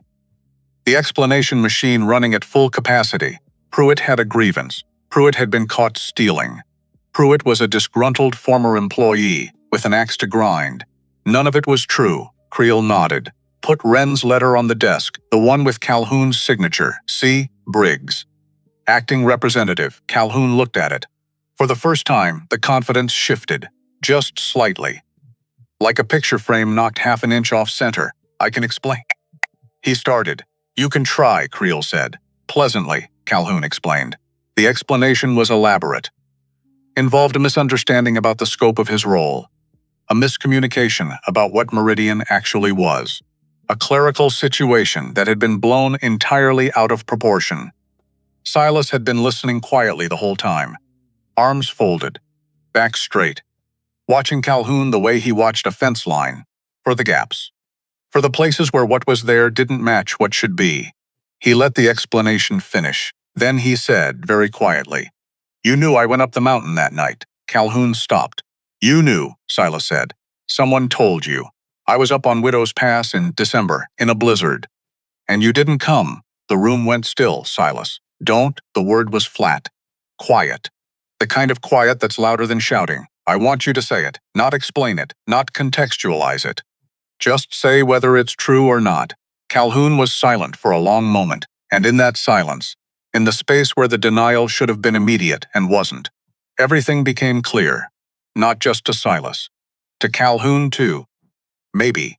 The moment when the machinery of excuse finally runs out of road. I didn't know you were in danger, Calhoun said, quietly. All the smoothness gone out of it. Just the bare sentence, exposed. You didn't know, Silas said. Or you didn't look. Calhoun said nothing. Because if I hadn't come back, Silas said. If I died up there, the timeline would have worked. Wouldn't it? Not a question. The estate in probate. The land assessment's already done. A buyer, Meridian. Already in position. He looked at the man across the table. 6 years. 6 years of trust. Of delegation. Of letting someone else run the thing he'd built. How long were you planning it? Calhoun looked at the desk. That was answer enough. The formal charges took the rest of the week to process. Creel was methodical. Vain, confronted with Pruitt's testimony and the documentary evidence, chose cooperation over loyalty faster than anyone was surprised by. He gave names, dates, account numbers. The shell company structure of Meridian unraveled like a poorly made knot. Quickly, and all at once, 2 surveyors who'd placed the stakes on Hargrove land gave written statements. The land broker in Pueblo, when contacted by telegraph, confirmed the transactions. Calhoun Briggs was formally arrested on a Friday afternoon. He walked out of the ranch house, the house Silas had built, the house Eleanor had kept a garden beside, with Creel on one side and a deputy on the other, Ani. And he walked past the ranch hands who'd worked for him who stood watching, and he didn't say anything to any of them. Silas watched from the porch. He didn't feel triumph. He'd expected to, maybe. That clean satisfaction of a wrong being righted, what he felt was tired, and something past tired. Something that was almost like grief, but smaller. The specific, low-grade sadness of realizing that someone you trusted had been something entirely, had been something else for a long time, and you hadn't seen it because you'd stopped looking. He went inside, sat at the desk in the ranch office, opened the ledger to the first page, and started methodically from the beginning. The weeks that followed were quieter than he expected. Not easy, but quieter. He got up before dawn again. Not because habit forced him. Because he wanted to see what the day looked like from the start. He rode to the mountain on Saturday. He'd been going up regularly enough. By now that Cannonball took the first switchback without prompting. The horse knew the trail, which meant something, in the way that the small accumulated knowings of animals meant something. That a thing had been done enough times to become pattern, to become habit, to become a kind of belonging. He found her on the east side of the cabin, in the spot Shaiji described, where you could see 3 mountain peaks from the same place if the sky was clear. She was standing there with her hands in her coat pockets looking at them, not doing anything. Just looking. He tied Cannonball and came around the corner and stopped a few feet away. She didn't turn around. 3 peaks today, she said. He looked. She was right. The sky was that particular winter blue that was almost too much to look at directly, and 3 separate peaks visible against it, white and enormous and old. Creel sent word, he said. About Calhoun, I heard. From Ruth? From Ruth, he stood beside her. Not close, just parallel. Both of them looking at the mountains. Vane is cooperating, he said. The land transfers, the ones he processed for Meridian, they're being reviewed. All of them. He paused. Not just mine. She was very still. The Calloway parcel, he said. The southeast land. Creel thinks there's a case to reopen the estate records. If Vane's testimony shows the original transfer was... He stopped. It was Wren. I've read what he said. The transfer was engineered, the same way mine was going to be. She didn't speak for a long moment. The wind moved through the pine brakes above them. A soft sound, almost nothing. My father built that land, she said. 30 years. I know, I watched it go and I couldn't stop it. I know, she turned then, looked at him. Directly. Those gray eyes with the mountain in them, it won't come back the same. She said. No, he said honestly. It won't, but it can come back. She looked at him for a moment longer. Then she looked back at the mountains. He stood beside her. They stayed like that for a while. Long enough for the light to shift. Long enough for the cold to work its way through his coat. Long enough for it to feel like something shared rather than something witnessed. I want to show you something, she said finally. He followed her inside. She'd made a new map. It was on the work table, unrolled and weighted at the corners with smooth river stones, larger than the others. She'd worked on it. He could tell by the pencil lines, the careful hatching, the different weights of ink, in different places. For some time, he came to stand beside her and look at it. It was the whole valley, both properties. The Hargrove land to the north and west, his fence lines correctly drawn now, the survey stake positions marked and annotated in her precise hand. And to the southeast, the Calloway parcel. The original boundaries, the ones from the old deed she'd somehow had in her possession. The 2 properties were not adjacent. There was a strip of federal grazing land between them, narrow, running along the creek bed, but they were close. Close enough to matter. The creek runs year-round on this section, she said, pointing. Your horses need reliable water on the western range. Your current sources go dry in August. He looked where she was pointing. The Calloway South pasture has 2 springs, she continued. Both fed by snowmelt off the ridge. They don't run dry. He looked at her. She was looking at the map, not at him. You've been thinking about this, he said. I think about land, she said. It's what I do. This specific land. She was quiet for a beat. Yes, she said. This specific land. He looked back at the map, at the 2 properties. The strip of federal land between them. The creek. There's a formal process, he said slowly, for a grazing rights arrangement. On the federal strip, I know the process. Of course you do, Volume 2, she said, without looking up. Chapter 14.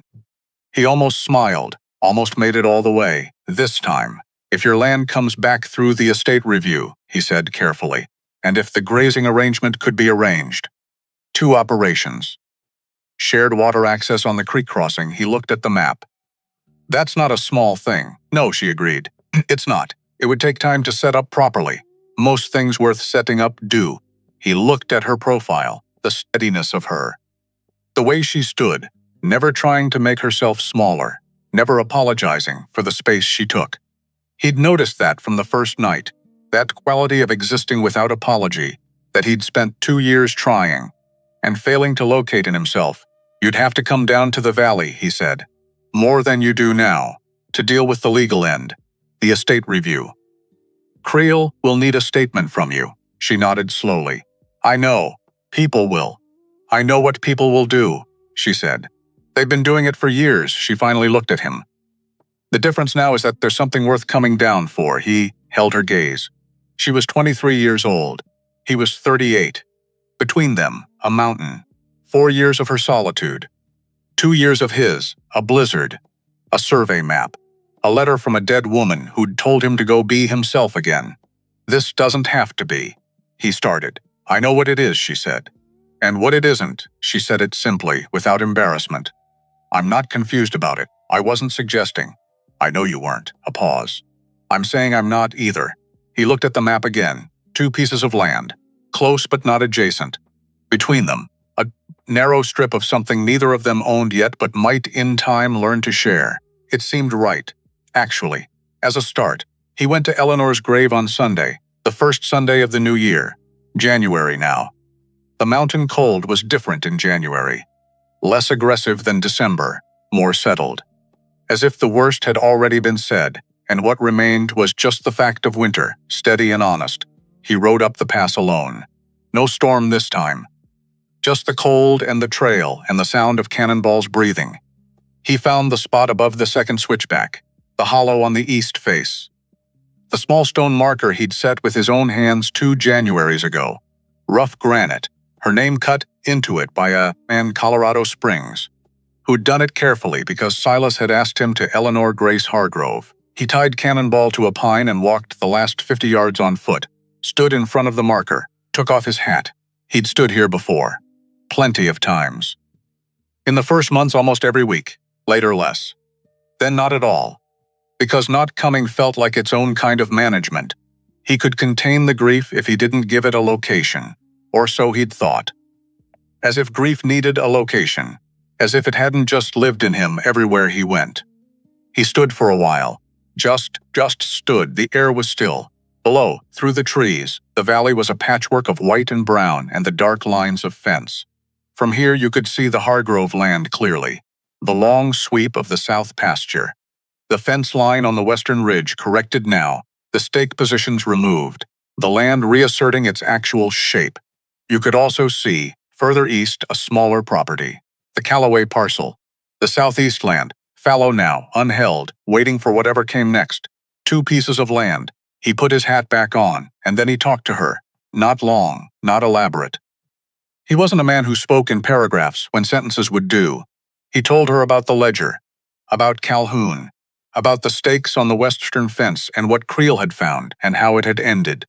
He told her he was sorry it had taken him so long to look. He told her about the ranch hands, who'd come to his office to say they'd known something was wrong, about how he'd thanked them and meant it. He told her about the mountain, about the cabin and the one-room space that was so full of useful things, about a woman who could read a land survey and split wood with the same even attention, about gray eyes that noticed everything and a voice that said the true thing without ceremony. He told her, I think I'm starting to understand your letter, he told her. I'm not the same. But I think I might be finding the parts worth keeping. He stood a moment longer. The winter sun came through the pines at a long angle, hit the granite marker and made it look, briefly, warm. He picked up a bunch of dried bunchgrass from beside the tree line, Eleanor's bunchgrass. The kind she'd always said smelled like summer even in winter, the kind she'd kept in a jar on the kitchen windowsill, and set it against the base of the stone. Then he put his hand flat on the stone for a moment, just that, stepped back, put his hat on, walked back to his horse. He didn't look back. Not because he was putting her away. Not because he was done. But because the looking back was done. Because going forward didn't mean erasing. It meant carrying differently. Lighter in the hands. Closer to the heart. He mounted up, started down. The town meeting happened on a Tuesday. It wasn't planned as a town meeting exactly. Creel had called people together to hear the summary of the Meridian case, the charges, the evidence, what the outcome would mean for the various property holders in the valley who'd been affected. Legal matters required public accounting. That was the law. But it became something else, because Wren came down from the mountain. She rode in on her own horse, a big gray mare that matched her somehow, substantial and unhurried, and she tied up at the hitching rail outside the meeting hall and she walked in, every head turned. She was used to that. She found a place near the back wall, stewed, didn't take a seat because the seats were sized for different people, and she'd learned long ago that trying to fit into furniture built for someone else just made everyone uncomfortable in different ways. She stood against the back wall and waited. Creel ran the meeting efficiently, laid out the case, named Vane, Calhoun, the Meridian structure, explained what the court would need to do, mentioned several properties whose transfers would be under review, mentioned the Calloway estate specifically. When he said the name Calloway, the room shifted. People turned to look at her. She looked back, not in challenge, not in performance, just looking. The man from the south end of the valley, the one who'd come to her porch with 3 others on that Saturday night, was in the 3rd row. He found her eyes, held them for a moment. Then he looked away. Then he looked back and nodded. She nodded back, that was all. But it was real. Silas spoke near the end. He hadn't planned to. Creel had covered the legal matters thoroughly. But there was something sitting in the room. A particular quality of collective embarrassment. That thing that happens when a community has to reckon with the gap between the story it told itself and what was actually true. And he thought someone should name it. Since he was partly responsible for it, he stood. "I owe an account to the people in this room," he said. The room was very quiet. "I've been absent," he said. "I know that's not news to anyone here. I've been absent from my own property for 2 years, and I've been absent from this town, and I've been absent from the things that needed my attention." He looked around the room. "Calhoun Briggs was able to do what he did because I let a gap open up. I'm not saying I'm responsible for what he chose to do with it, but I left the door open, and I need to say that plainly." He paused. "The other thing I want to say is this." He looked toward the back of the room, at Wren. "Miss Calloway gave me information that helped break this case open. She's been watching this valley from the mountain for 4 years. She's been watching it careful years, doing work that most of us didn't know was being done." He looked at the room again. "The estate review of the Calloway property is going to show that what happened to that land was wrong. Not just legally. Wrong, he let that sit. I think this town knows that. I think most people here knew it at the time. And I think we've been comfortable not saying so, because saying so requires doing something about it." The silence in the room had a different weight now. "I'm not comfortable with that anymore," he said. He sat down. Nobody clapped. Nobody cheered. That wasn't the kind of room it was, or the kind of moment it was. But the man in the 3rd row nodded again. And this time 2 other men near him did the same. After the meeting, people did something unexpected. They approached her. Not all of them, not even most of them, but enough. Ruth? Of course, Ruth had never needed the social permission of a crowd, but she came first anyway, with that look on her face that said, "Finally." A woman from the north end of the valley who introduced herself as Vera and said she'd been meaning to, well, for a while. The stable boy's father who ran the livery, who said he'd heard she knew horses, and that if she was ever in need of a farrier, he had a good one. Small things, practical things, which were more honest than grand gestures, and Wren knew the difference. She accepted them without ceremony, said her name when asked, answered questions directly, didn't perform warmth she didn't feel, but didn't withhold the warmth she did feel either, and she felt more than she'd expected to. It was Silas who ended the evening. He came to stand beside her as the room was clearing. Close enough to speak quietly. "You all right?" he asked. She considered the question honestly. "More than I expected," she said. He nodded. "Creel thinks the estate review will take 2 months," he said. "Maybe 3, I can wait," she said. "I've been waiting for 4 years. 3 months is nothing, while you're waiting," he said. "The grazing arrangement. I'd like to file the paperwork for the federal strip." She looked at him. "Even before the estate review comes through?" she asked, especially before. He looked at her steadily. "I'm not filing it as leverage. I'm filing it because it's the right arrangement, and I want it on record before the legal situation is settled, so it can't look like you're doing it because you got your land back." Yes. She understood that, the precision of it. The care about appearances that wasn't about appearances at all but about integrity. "All right," she said. I'll need your signature on the application. I can come down Thursday. Thursday works. They looked at each other for a moment. Coffee first, she said. I can manage coffee. We'll see, she said. Thursday came. She rode down the mountain in the morning. Clear day. Cold enough to be honest, but bright enough to be endurable. She tied the gray mare at the rail outside the sheriff's office and went in and signed the grazing application in the space Creel had indicated, her signature large and unhurried, and Creel witnessed it and said he'd file it with the land office in Denver by the end of the week. Then she and Silas walked to the small restaurant on the east side of Main Street, because that's where the coffee was, and also because walking down Main Street in Redstone in the middle of a Thursday morning was a statement of a kind, and they both knew it, and neither of them mentioned it. People looked. Of course they looked. She was 6'8", and he was a familiar face, and together they made an unlikely picture that Redstone was going to have to find a way to accommodate. That was the town's work, not hers. She'd done her part just by showing up. The restaurant was small, 4 tables. A woman named Agnes, who ran it and who brought coffee without being asked, because she'd seen them coming through the window and had made an executive decision. They sat across from each other, 2 cups of coffee on a table between them. It was ordinary, which was extraordinary for both of them. He put his hands around his cup. She put her hands around hers. Outside the window, Main Street went about its business. A wagon passed. 2 women from the dry goods store came out with packages. A dog trotted by with that purposeful dog-shaped agenda. "How's the shoulder?" she asked. "Better," he said. "Mostly. You've been using it too much." "I've been using it the right amount." "Those are different things, I know." She drank her coffee. He drank his. "The ledger," he said after a while. "I've been going through it from the beginning. 18 months back. It's going to take some time to untangle. Do you have help?"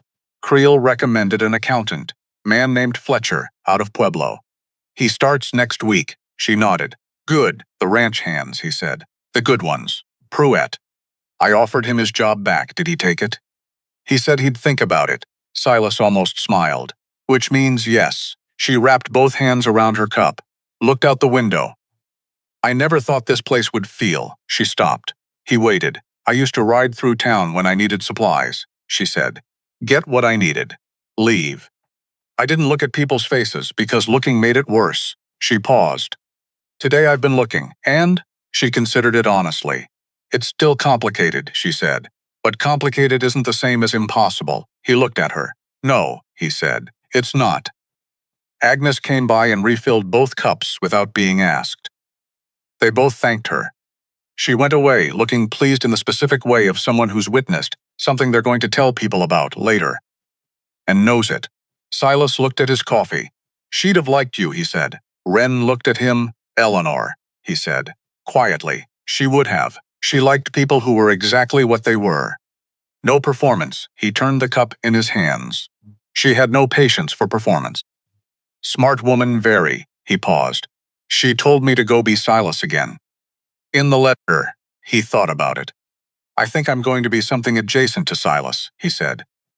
"The version that comes after the part that fell apart." He looked at her. "I don't know what that looks like yet. But it feels like it's pointing in the right direction." She looked at him for a long moment. "That's enough," she said. "Pointing in the right direction is enough to start." He nodded. They sat in the warmth of the small restaurant. Outside the window, January in Redstone. Cold and white and present, the mountains in the distance. 3 of them visible today against the blue. February came, then March. The estate review moved through the circuit court, with a speed that surprised everyone, which Creel attributed to Vane's cooperation and the quality of the documentation, and Silas attributed to the particular guilt of a court system that had let something wrong pass through its processes and was now belatedly trying to correct the record either way. On a Thursday in March, 2 months and 11 days after the town meeting, the Calloway estate was formally reopened. The original transfer was voided. The land returned. Wren was in Creel's office when the papers were signed. Silas stood to the side. Creel across the desk. The circuit court clerk, a nervous young man from Denver, who clearly hadn't expected the inheritor to be quite so large, hovered near the door. She signed her name, Calloway, on the line that said, "Owner." She set down the pen. She sat very still for a moment, looking at the paper. At her name on it, Silas watched her face. She didn't cry. He hadn't expected her to. That wasn't how she worked. But something moved through her. He could see it.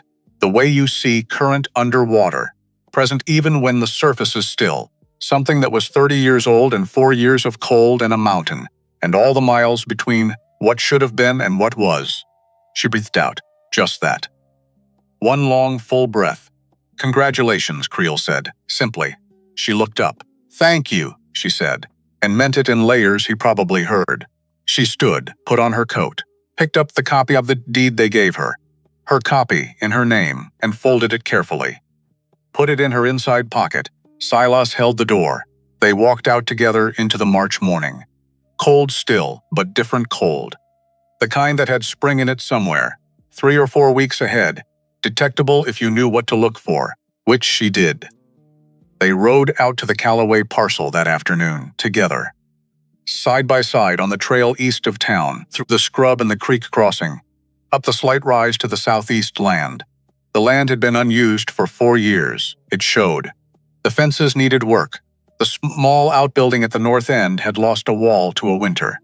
The spring pastures were overgrown, but the land was there, the soil, the springs, the long sweep of the south face that caught afternoon sun.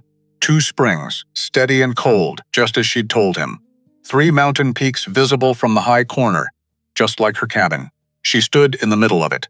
He stood a few feet away. She looked at the land for a long time, moving her eyes across it, the way a person reads something they've read before and lost and found again. Taking inventory, noting the work to be done, planning, already in that precise mind of hers the order of things. "The fence line first," she said. "Eventually I can spare 2 hands for the fence," he said. "If you want." She looked at him. "I'll take the offer," she said. "Not as charity. Not offered as charity, as a neighbor." "Yes." She nodded once, looked back at the land. "The south pasture can run cattle by summer," she said. "If the fence goes up in the next 6 weeks, I know someone in Colorado Springs selling good breeding stock," he said. "Not cheap, but fair. Send me the contact. I will." He looked at the mountains behind the property. The same peaks she'd described. The same 3 she'd been able to see from her cabin window for 4 years. Looking at them from this angle was different. Lower, closer, more immediate. "You'll be able to see the cabin from here," he said. On a clear day, she looked up at the ridge. "I know," she said. "Will that be strange?" She was quiet for a moment. "No," she said. "I think it'll be, no." She looked at the property again, then at him. "You can see the Hargrove Ranch from the north fence line." He turned. Looked. She was right. On the clear winter air, the Hargrove buildings were visible. The barn, the paddocks, the long roof of the main house, 2 pieces of land, not adjacent, but close. A narrow strip between them, already in the filing process. A creek, a shared water source on the western range, a grazing arrangement that would take another month to finalize. 2 lives, not merged, not tangled, just oriented toward each other. The way 2 fence lines on different properties can run parallel without being the same fence. "I should get back," she said. "The mountain? I need to bring some things down." She was practical about it, the way she was practical about everything. "If I'm going to be here more, I'll need tools. Applies. Books." She looked at him. "Boom. All of them," she said. He almost laughed. "Almost made it all the way. I'll send the wagon up Thursday," he said. "I can manage." "With the books and the tools and the supplies all at once?" She was quiet for a moment. "Thursday works," she said. The cabin on Widow's Pass stayed standing. She didn't tear it down, didn't abandon it. She went up 3 times a week. First, to bring things down in stages, then twice, then once in a while.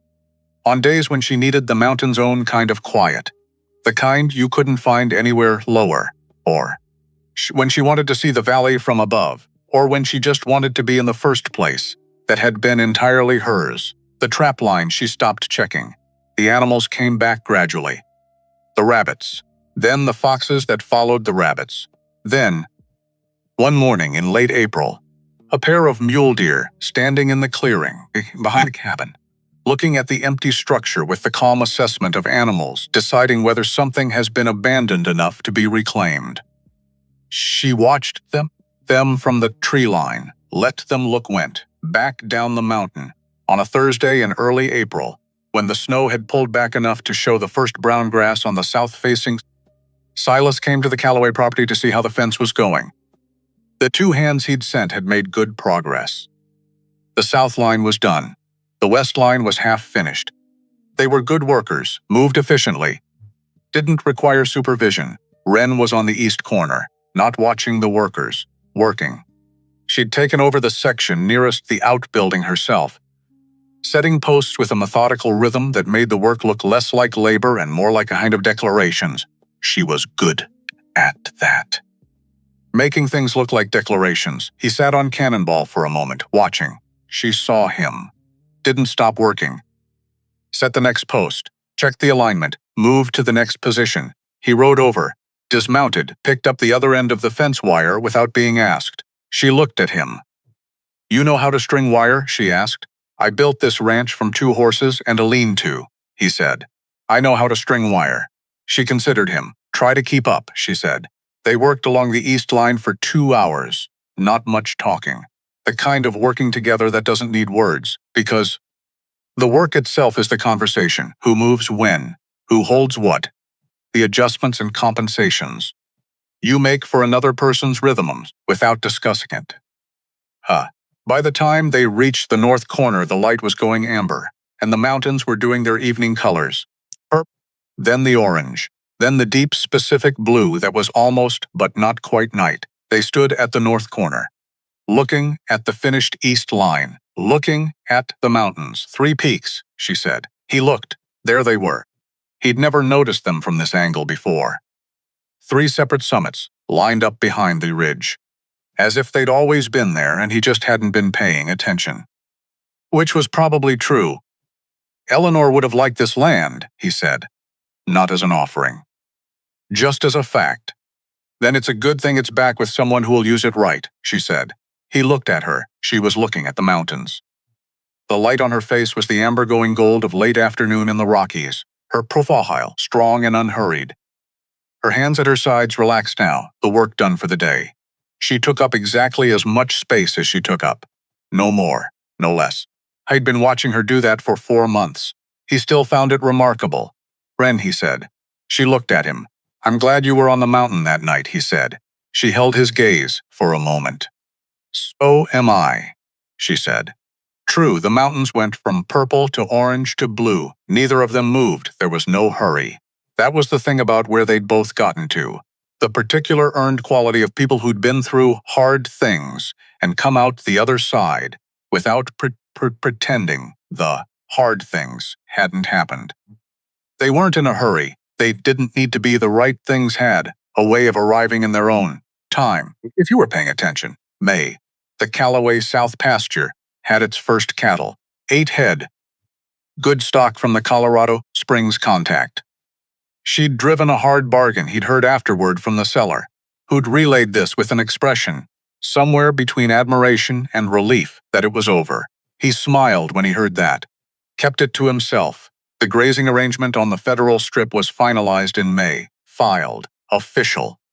The creek crossing was cleared. The access trail widened enough for cattle to use. Both operations benefited. Both operations remained entirely their own. Redstone settled into the new shape of things the way towns settle. Slowly, unevenly, not all at once. Some people adjusted quickly. Some people took longer. Some people never would. And Wren had made her peace with that years ago. And didn't start making a different peace with it now. But enough people. Enough. Ruth came up to the Calloway property one Saturday, with a tin of salve and a small jar of honey from her own hive. Practical. The way she was practical about everything. They sat on the south fence rail for 2 hours in the spring sun and talked about nothing in particular and everything that mattered. That happened more than once. The stable boy's father sent a farrier. Wren's horses were reshod. She paid him fair, he charged fair, and that was that. which was most of what she'd ever wanted from the world. One evening in late May, close to the end of the month, Silas came by the Calloway property and found Wren sitting on the porch of the small house she'd been making livable, slowly, in stages, the way she did things, not a cabin on the mountain. This was different, lower, warmer, closer to the creek. She'd spent April and May making it functional. It was almost there. She was reading the Euclid. He recognized the broken spine. He sat down on the step below her. "The cattle look good," he said. "They do," she agreed, not looking up. "The fence held through that rain last week. I set it deep," she said. He nodded, looked out at the south pasture, the cattle moving slow and deliberate in the evening light, the mountains behind them. "3 peaks, clear as anything. I was thinking," he said. "About what?" "About next year. Whether you'd considered goats." She looked up from the book. "Goats," she said. "Good mountain goats. Hardy. Profitable, if you know what you're doing. I know what I'm doing. I know you do. That's why I'm suggesting goats." She looked at him for a moment. "You don't have goats," she said. "No, why not?" "Because I have you for a neighbor." And it seemed like a better arrangement. She studied him. He looked at the mountains, perfectly calm, perfectly serious. She went back to her book. "I'll think about it," she said. He nodded. They sat on her porch as the sun went down. The mountain sounds went purple, then orange, then the deep blue that was almost but not quite night. He didn't leave. She didn't ask him to. The first star came out, then another.